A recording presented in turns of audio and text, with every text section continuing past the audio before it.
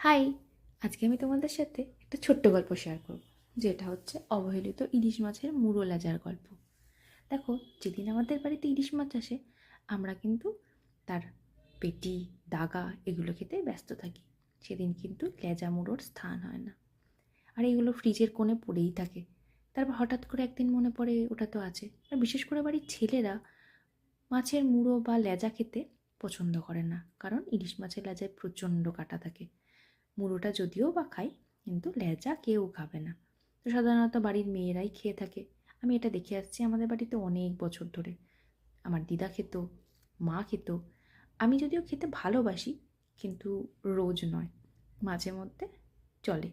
তবুও ফেলে দেবো অগত্যাই করে নিলাম আজকে মাছের মাথা আর লেজ দিয়ে ইলিশ মাছের আলু কাঁচকলার পাতলা ঝোল, যেটা খেতে কিন্তু খুব সুন্দর লাগে, কিন্তু কাটার ভয়ে কেউ খেতে চায় না। আর এটা আজকে বানিয়েছিলাম আমার আর আমার মায়ের জন্য, যেটা খেতে আমার মা খুব ভালোবাসে, আর সাথে আমিও। কাঁচকলা দিয়ে এই ঝোলটা খুবই সিম্পল। আদা জিরে বাটা দিয়ে করে নিতে হবে, জিরে ফোড়ন, কাঁচা লঙ্কা।